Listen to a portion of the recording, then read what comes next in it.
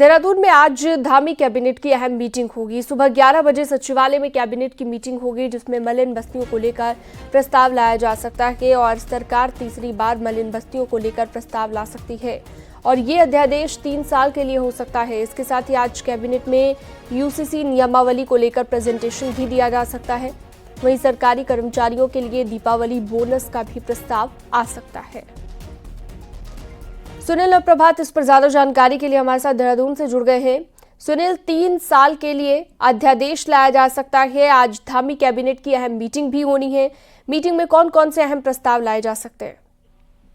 देखिए सीना, मुख्य तौर पर तो जो अध्यादेश मलिन बस्तियों के लिए लाए जाना है और दूसरा यूनिफॉर्म सिविल कोड को लेकर आज कैबिनेट में चर्चा हो सकती है, जो नियमावली बनी है। उत्तराखंड में 583 के आसपास मलिन बस्तियां हैं, जिनमें लाखों की संख्या में लोग रहते हैं। 2018 में हाईकोर्ट ने इनको अतिक्रमण माना था। हाईकोर्ट ने कहा था कि सरकारी भूमि पर अतिक्रमण है, इनको तत्काल यहाँ से हटाया जाए। इसी के मद्देनजर तब सरकार 3 साल के लिए अध्यादेश लाई थी। अध्यादेश लाकर इनको सुरक्षा प्रदान की गई थी। 2 बार 3-3 साल के लिए अध्यादेश लाया जा चुका है। अब इस अध्यादेश की अवधि भी 23 अक्टूबर को समाप्त हो रही है। लिहाजा आज सरकार एक बड़ा डिसीजन कर सकती है कि एक बार फिर, यानी कि तीसरी बार अध्यादेश ला सकती है और अगले 3 साल के लिए एक बार फिर से 583 जो मलिन बस्तियां हैं उनको एक रिलैक्सेशन मिल सकता है इस दिशा में।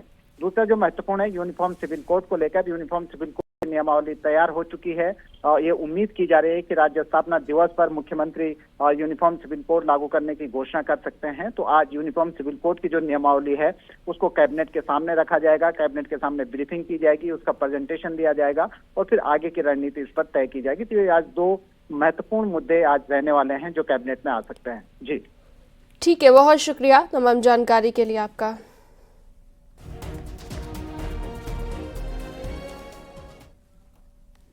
देहरादून से अगली खबर है। केदारनाथ चुनाव के लिए बीजेपी के स्टार प्रचारकों की लिस्ट जारी कर दी गई है। मुख्यमंत्री पुष्कर सिंह धामी इस लिस्ट में शामिल हो गए हैं।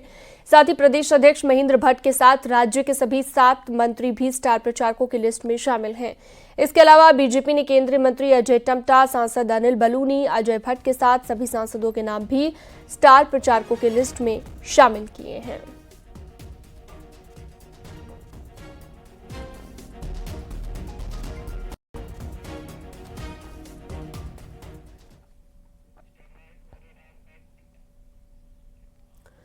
उत्तराखंड निकाय चुनाव को लेकर बड़ी बैठक है। राज्य सरकार की तरफ से ऐलान किया गया है कि राज्य निकाय चुनाव दिसंबर के महीने में होंगे। शहरी विकास मंत्री प्रेमचंद अग्रवाल ने बड़ा बयान दिया है और कहा है कि दिसंबर में ही निकाय चुनाव होंगे और 25 दिसंबर से पहले निकाय चुनाव का रिजल्ट आ जाएगा। उत्तराखंड के निकायों का कार्यकाल करीब 1 साल पहले ही खत्म हो गया था। उसके बाद प्रशासकों के जरिए काम हो रहा है। हम 25 दिसंबर से पहले निकाय चुनाव हर हालत में करने की स्थिति में होंगे, यानी कि चुनाव परिणाम 25 दिसंबर से पहले उत्तराखंड के निकायों का घोषित हो जाएगा। एकल महिलाओं के लिए राज्य स्थापना दिवस पर मुख्यमंत्री पुष्कर सिंह धामी एक नई स्कीम लॉन्च कर सकते हैं। इसका नाम होगा मुख्यमंत्री एकल महिला स्वरोजगार योजना। इसके तहत एकल महिलाओं को स्वरोजगार के लिए सरकार 1.5 लाख रुपए की सब्सिडी देगी। वित्त मंत्री प्रेमचंद अग्रवाल की अध्यक्षता में स्कीम की रूपरेखा बनाने के लिए गठित की गई कैबिनेट सब कमेटी की दूसरी और अंतिम मीटिंग में मंगलवार को हुई है, जिसमें योजना का फाइनल ड्राफ्ट बनाया गया है। इस योजना में विधवा, छोड़ी गई महिलाएं, किन्नर, अपराध और एसिड अटैक से पीड़ित अकेली महिलाएं या फिर वो एकल महिलाएं जिनके बच्चे नाबालिग हों। इसके लिए महिला को उत्तराखंड का मूल निवासी और 21 से 50 साल के बीच का होना अनिवार्य होगा। इसमें पहले आओ पहले पाओ के तहत 2000 महिलाओं को योजना का फायदा दिया जाएगा। होंगी एक तो इसका जो क्षेत्र होगा पूरा प्रदेश, यानी कि उत्तराखंड हमारा प्रदेश में जो महिलाएं यहाँ की मूल या स्थायी निवासी होंगी। दूसरा, एकल निराश्रित महिलाएं जिनकी आयु 21 वर्ष से लेकर 50 वर्ष के बीच में होगी। टिहरी जिले के भिलंगना रेंज में गुलदार के आतंक बरकरार है। लगातार मेहरगांव में गुलदार को पकड़ने गई टीम के हाथ अभी भी खाली हैं। ड्रोन और ट्रैप कैमरे की पकड़ में गुलदार नजर नहीं आ रहा है। पूरे गांव में गुलदार के खौफ के चलते लोग शाम ढलते ही घरों में कैद हो रहे हैं। इसके साथ ही छोटे बच्चों को स्कूल भेजने में गांव वाले डर रहे हैं। आपको बता दें कि मेहर गांव में 19 अक्टूबर को गुलदार ने 13 साल की लड़की को अपना शिकार बना लिया था, जिसके बाद वन विभाग की टीम ने गुलदार को पकड़ने के लिए अपनी टीम के साथ ही 6 शूटर तैनात किए हैं। इसके साथ ही पिंजरे भी लगाए गए हैं, लेकिन गुलदार अभी पकड़ से बाहर है।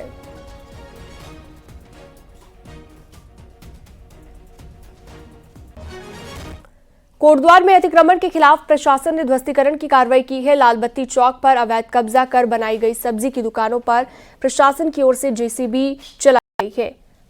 चौराहे के किनारे कब्जा कर बनाई गई दुकानों का लंबे वक्त से उसे खाली करने का नोटिस दिया गया था, लेकिन अतिक्रमणकारियों की ओर से कब्जे खाली नहीं किए गए, जिसके बाद तहसीलदार की मौजूदगी में अतिक्रमण को ध्वस्त किया गया। अब खाली की गई जमीन पर सरकारी गाड़ियां खड़ी की जाएंगी, जिससे दोबारा कब्जा न हो सके। हमारे द्वारा यहाँ कोटद्वार मार्केट में जो अतिक्रमण है उसको हटाया गया है। कई बार पूर्व में भी निर्देशित किया गया है, जिसके बाद भी इनके द्वारा कई बार इसमें अवैध अतिक्रमण किया गया है, जिससे पब्लिक को भी काफ़ी परेशानियों का सामना करना पड़ता है। हरिद्वार में प्रशासन का अतिक्रमण के खिलाफ अभियान लगातार जारी है। प्रशासन की टीम ने ऋषिकुल पुल के पास नहर पटरी के आसपास से अतिक्रमण को हटाया। बुलडोजर से अवैध रूप से बनाई गई झोंपड़ियों को ध्वस्त किया। वहीं कई रेडी पटरी लगाकर सामान बेचने वालों को वहां से दुकान हटाने की हिदायत दी है। प्रशासन का कहना है कि कई बार कहने के बाद भी अतिक्रमण नहीं हटाया गया, जिसके बाद ही एक्शन लिया गया है।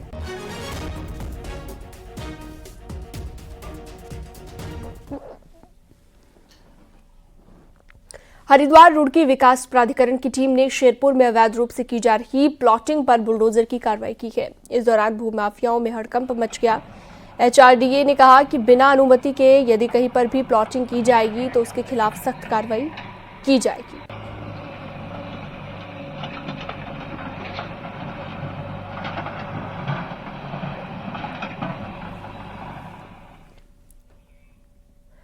वन मुख्यालय से एडवाइजरी जारी होने के बाद हरिद्वार वन विभाग और राजाजी टाइगर रिजर्व भी अलर्ट पर है। दीपावली के मौके पर उल्लू और दूसरे वन्य जीवों के शिकार की घटनाएं बढ़ जाती हैं, जिसकी रोकथाम के लिए वन कर्मियों की छुट्टियों को रद्द कर दिया गया है। वहीं वन कर्मचारियों को गश्त बढ़ाने के निर्देश दिए गए हैं।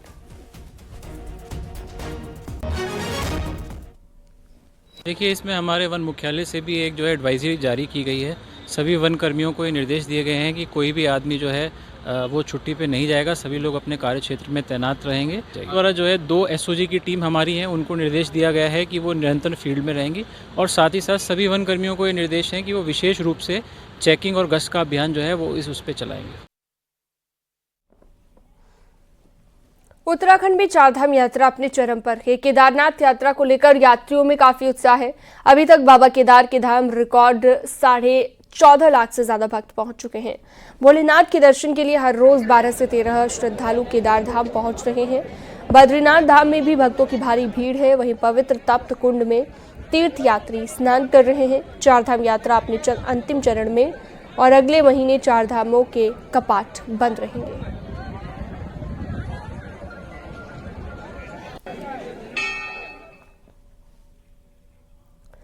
उत्तरकाशी में बुधवार को देर शाम मौसम ने करवट ली। बारिश के साथ ऊंचाई वाले इलाकों में बर्फबारी हुई है। यमुनोत्री धाम की ऊंची पहाड़ की चोटी बर्फ से ढक गई है। सप्तऋषि कुंड, बंदरपूंछ, कालिंदी पर्वत और गरुड़ गंगा क्षेत्र में भी बर्फबारी हुई है। धाम में तापमान में आई गिरावट और मौसम भी बदल गया है।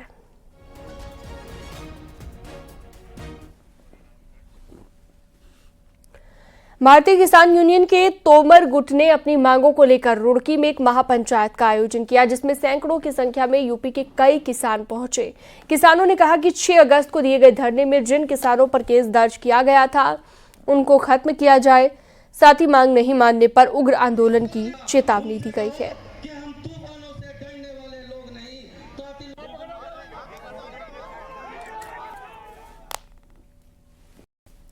उद्यान विभाग यानी कि हॉर्टिकल्चर, इस विभाग में घोटाले की सीबीआई जांच चल रही है। वहीं उद्यान मंत्री ने किसानों को बड़े बड़े वादे भी किए हैं। वादों में सबसे बड़ा वादा ये कि भ्रष्टाचार बर्दाश्त नहीं किया जाएगा और सुधार का प्रयास किया जाएगा।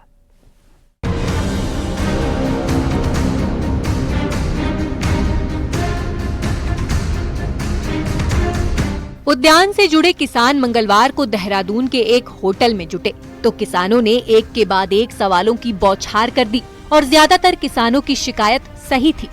मसलन विभाग में कोई साइंटिस्ट नहीं है जो बता सके कि क्या सही है और क्या गलत। बिना काम के मार्केटिंग बोर्ड का क्या काम? सिर्फ सेब की मार्केटिंग के लिए बोर्ड का क्या काम? स्कीम वही चलाएं जिसमें बजट हो। खेती की मशीनें तय वेंडर महंगी क्यों बेच रहे हैं? सवाल उठे तो उद्यान मंत्री को जवाब देना पड़ा तो लगे हाथ मंत्री जी ने 2-4 फैसले ले लिए। किसानों का बकाया भुगतान 22 नवंबर तक हो जाएगा। ये मुद्दा न्यूज़ 18 ने उठाया था। तय रेट से ज्यादा पर मशीनें बेचने वाली फर्म 1 हफ्ते में हटाई जाए। मंत्री ने माना कि इसमें करप्शन है। दूसरे राज्य से पौधे खरीदने से पहले राज्य की 145 नर्सरी से पौधे खरीदे जाएं। 14 जनवरी तक 9 साइंटिस्ट के साथ चौबटिया में रिसर्च सेंटर शुरू होगा। जो किसानों को हम कृषि यंत्र खेती के लिए देते हैं, जो संस्थान पैनल पर हैं, वो मार्केट से महंगा सामान उनको दे रहे हैं। मैंने तुरंत अपने डीजी को कहा कि 1 हफ्ते के अंदर सारे जो पैनलिस्ट हैं रिजेक्ट किए जाएं। जहां से किसान की मर्जी होगी वहां से वो यंत्र खरीदेगा और उसकी सब्सिडी हम देंगे। मंत्री गणेश जोशी ने किसानों को भला करने का भरोसा दिया, लेकिन उद्यान विभाग का इतिहास देखते हुए किसानों को बदलाव की उम्मीद कम है।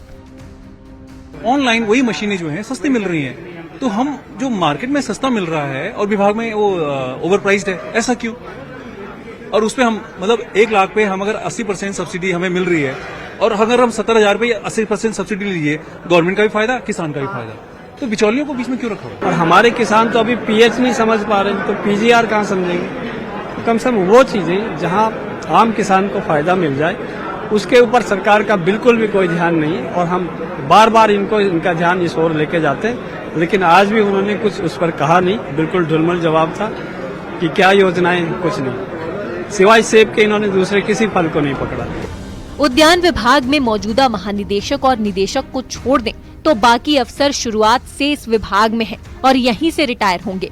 लेकिन मंत्री जी की बातों से साफ है कि ऐसे अफसरों का ध्यान काम से ज्यादा कमीशन पर है।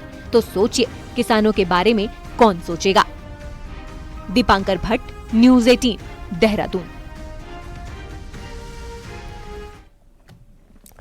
राज्य आंदोलनकारियों को 10% क्षतिज आरक्षण मामले में अब आंदोलनकारी हाईकोर्ट पहुंच गए हैं। याचिका के खिलाफ राज्य आंदोलनकारियों ने हस्तक्षेप याचिका दाखिल की है, जिसको हाईकोर्ट की खंडपीठ ने सुनवाई के लिए स्वीकार कर लिया है। आंदोलनकारियों की तरफ से कोर्ट को बताया गया है कि इस मामले में सुप्रीम कोर्ट में SLP पेंडिंग है। अगर कोर्ट इस याचिका पर कोई निर्णय देता है तो उनको भी पहले सुना जाए। कोर्ट इस मामले में अब तक 20 नवंबर को अब आगे सुनवाई करेगा।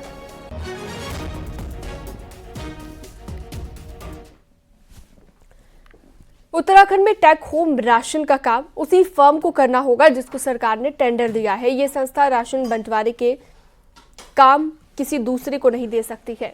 इसको लेकर हाईकोर्ट ने आदेश दिया है कि राशन बंटवारे का काम नेशनल कोऑपरेटिव फेडरेशन इंडिया को ही खुद काम करना होगा।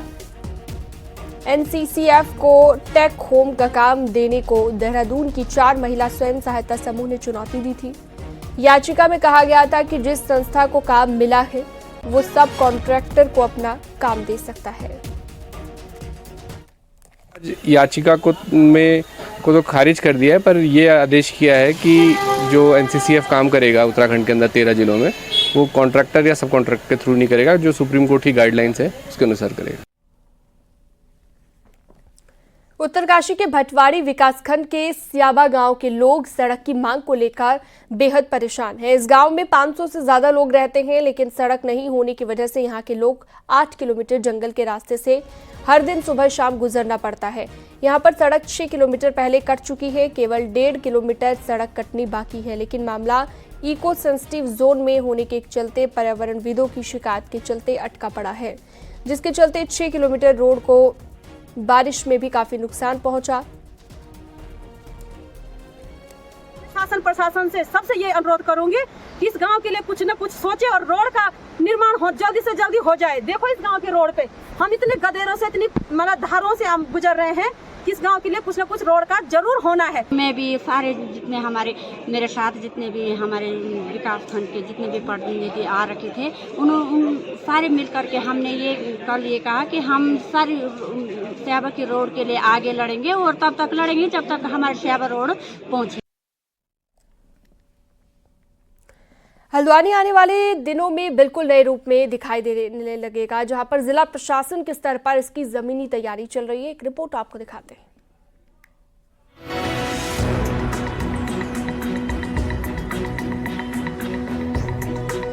यह खूबसूरत तस्वीर भले ही फिलहाल कंप्यूटर में हो, लेकिन आने वाले दिनों में कुमाऊं के प्रवेश द्वार हल्द्वानी की यही तस्वीर होने वाली है।